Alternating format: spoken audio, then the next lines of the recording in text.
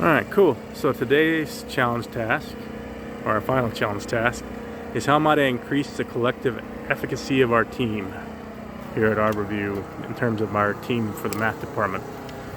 So given this some thought, in years past we have worked more collectively together when our team was smaller. This year we have, in terms of math teacher, we have 22 math teachers, and there's a lot of us teaching the same subject at the same time. So in terms of geometry this year, there are actually 10 of us.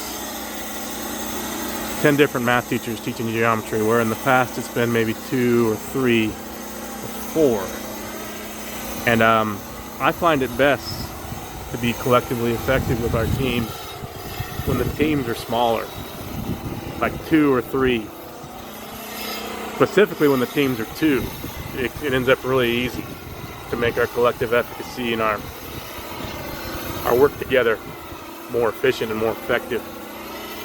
So that's what I think I'm going to suggest to our department, is instead of having us group together as an entire geometry subject group for next year, maybe we group into teams of 3 or 4 at most, and then just have multiple teams.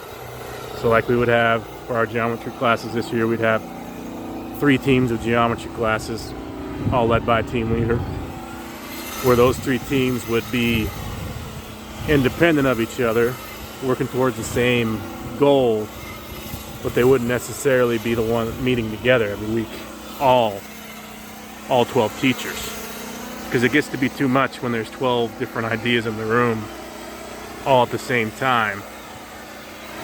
And we try to compromise, or I want to say compromise. We try to make the tests the way that all 12 of us would like to see the test be, because we do like to give common assessments as a department, and it's getting to be very difficult in certain subject areas to do that when there's so many different teachers. So it's getting to be to where it's not necessarily common assessments, it's one teacher making assessments and giving it to the other teachers and saying this is the way the test will be, and this is what we're going to test on, what we're going to do, and the other teachers aren't having any input into the process, it seems.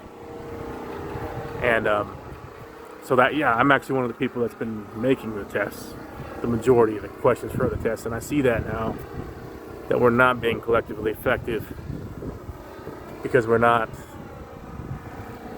having everybody participate in terms of, or participate and show their opinions and have input into how things should be. So that's my thoughts on how I could increase it here at Arborview.